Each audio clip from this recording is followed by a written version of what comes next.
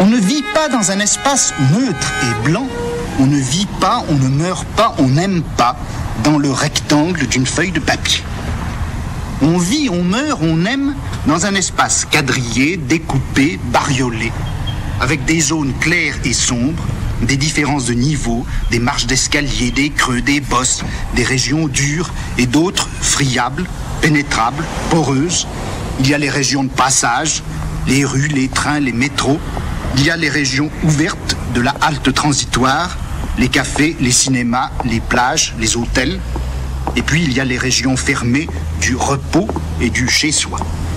Eh bien, je rêve d'une science, et je dis bien une science, qui aurait pour objet ces espaces différents, ces autres lieux, ces contestations mythiques et réelles de l'espace où nous vivons.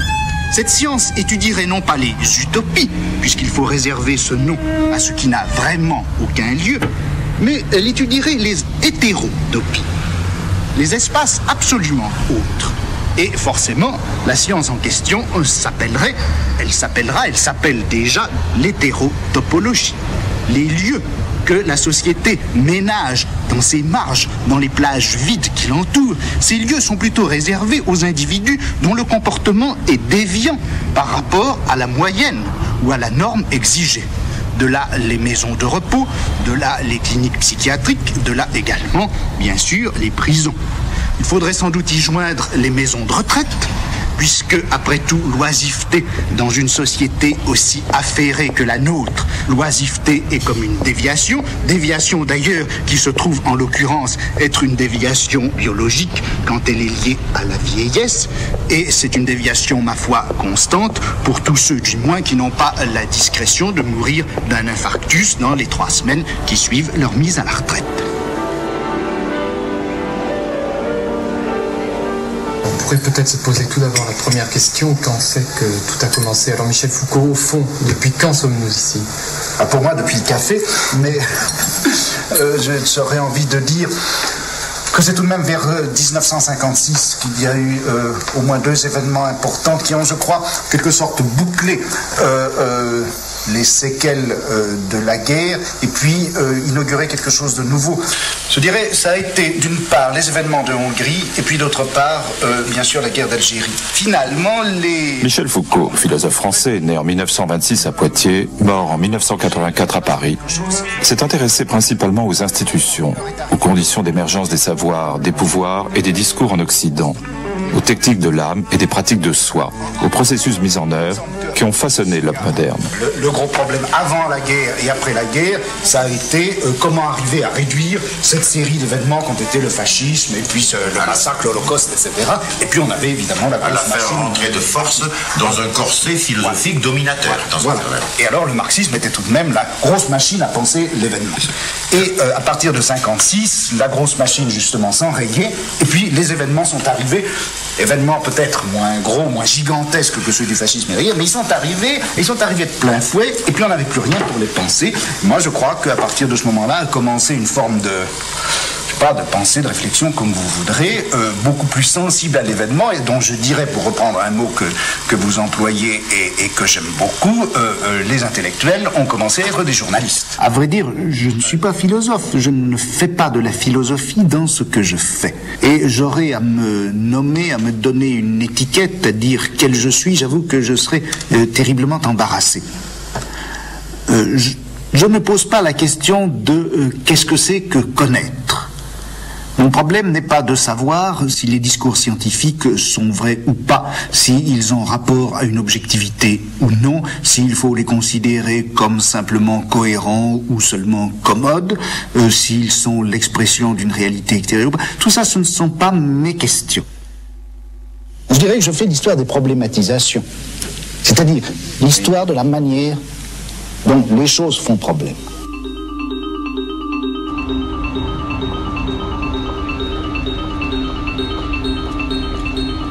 L'homme européen, depuis le fond du Moyen-Âge, a rapport à quelque chose qu'il appelle confusément folie, démence, déraison. C'est peut-être à cette présence obscure que la raison occidentale doit quelque chose de sa profondeur. en tout cas le rapport raison des raisons, constitue pour la culture occidentale une des dimensions de son originalité. Il l'accompagnait déjà bien avant Jérôme Bosch et la suivra bien après Nietzsche et Artaud.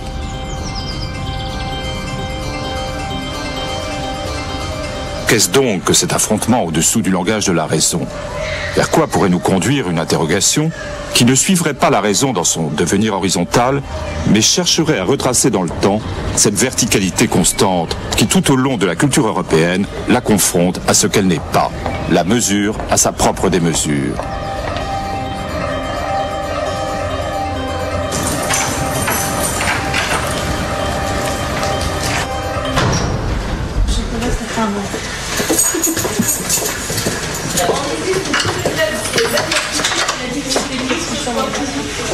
Il s'est trouvé que pour des raisons biographiques, j'ai connu ce que c'était qu'un asile, j'ai entendu ces voix-là, et j'ai été, je crois, comme quiconque, bouleversé par ces voix.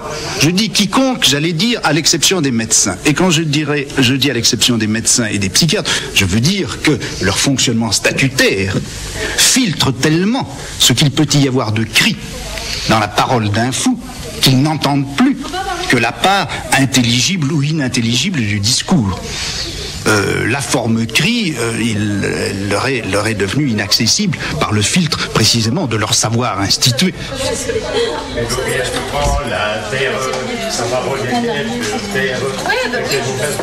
S'il a l'autorisation. Non, mais il peut appeler.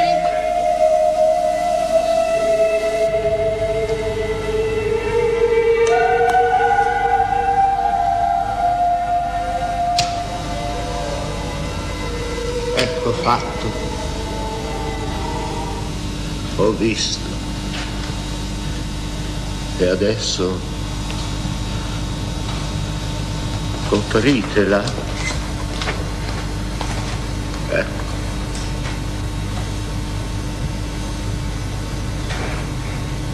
così.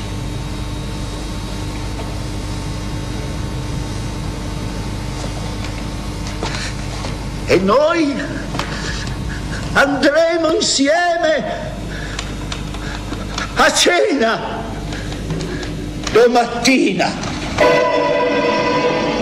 Le roi Lear, c'est sans doute la très rare, la très solitaire expression d'une expérience pleinement et complètement tragique de la folie. Elle est sans équivalent aucun dans une culture comme la nôtre. Parce que notre culture, elle a toujours pris soin, au fond, de tenir la folie à distance.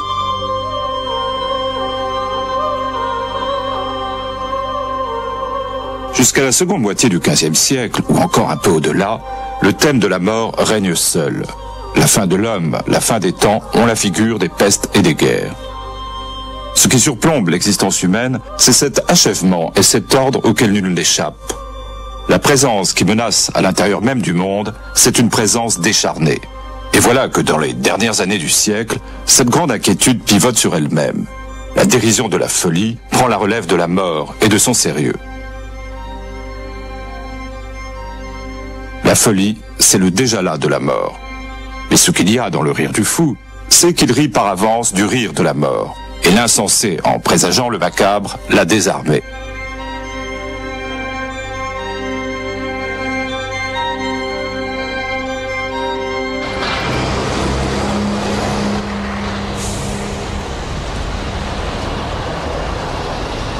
La montée de la folie sur l'horizon de la Renaissance s'aperçoit d'abord à travers le délabrement du symbolisme gothique.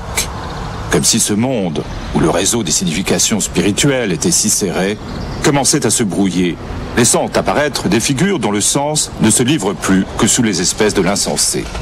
Les formes gothiques subsistent encore pour un temps, mais peu à peu elles deviennent silencieuses, cessent de dire, de rappeler, d'enseigner, et ne manifestent plus hors de tout langage possible, mais pourtant dans la familiarité du regard, que leur présence fantastique.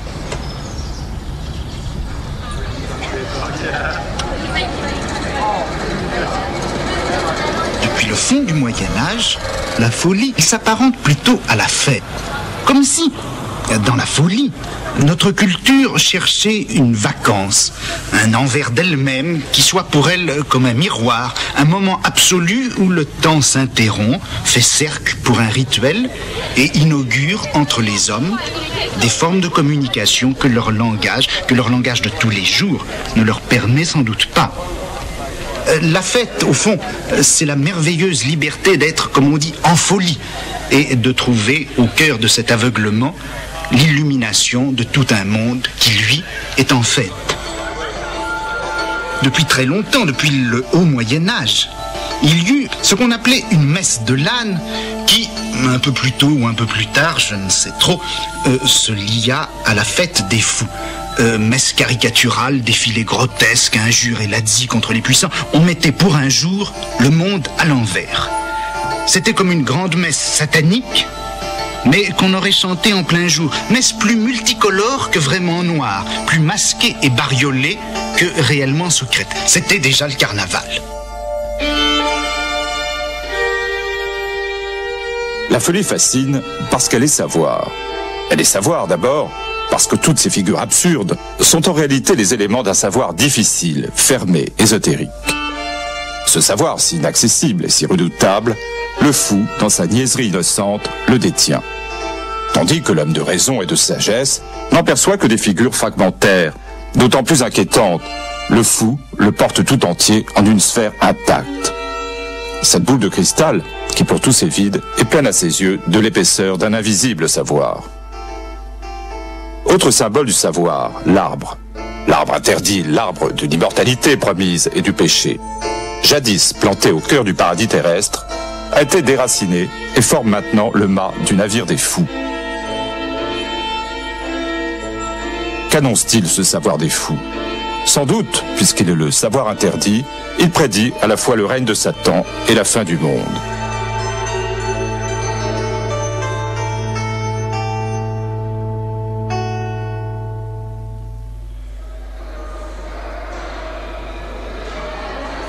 Il n'y a pas de civilisation sans folie. Cette part d'ombre, ou si vous préférez d'illumination, elle accompagne l'homme partout. Partout où il pose des limites, partout où il établit des institutions, partout où il fixe des lois, chaque fois sans doute aussi qu'il parle. Seulement voilà, il y a des civilisations où la folie est proche parente de la religion, d'autres où elle s'apparente au contraire à la magie ou encore à la médecine. Près d'Accra, Jean Rouch a pu filmer la consommation du chien, une parodie démente de la société colonisatrice par le peuple colonisé. Un vrai sabbat, comme nos sorcières à nous, n'en ont peut-être jamais célébré. Mais c'est nous qui avons apporté avec nos gouverneurs, nos locomotives, nos mauvais commandants, cette bête pendue et crucifiée, ce baptême dans une giclée de sang, cette communion sous les deux espèces, le bouillon et la viande du chien. Et le gouverneur réunit une nouvelle conférence de la table ronde. C'est la conférence du chien. Tous les Aoukas maintenant sont venus. Il faut sacrifier le chien, il faut le manger. Le capitaine voudrait faire le sacrifice. C'est l'homme tranquille, Moukaïla Kiri, qui va quand même égorger la bête pour éviter qu'il y ait des accidents. Et le gouverneur dit, tenez-vous sage. Et le général dit, tenez-vous sage. Mais la bête est à peine égorgée que des Aoukas se précipitent pour boire directement le sang ou pour lécher la pierre.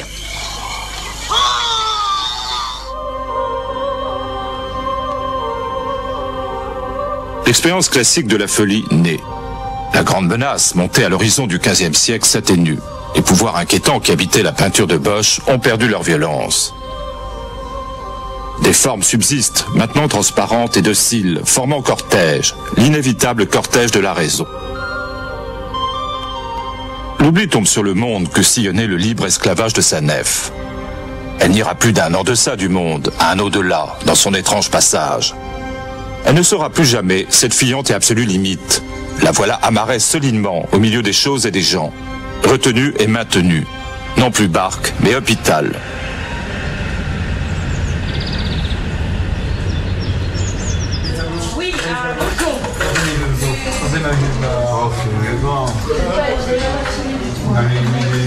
Oui,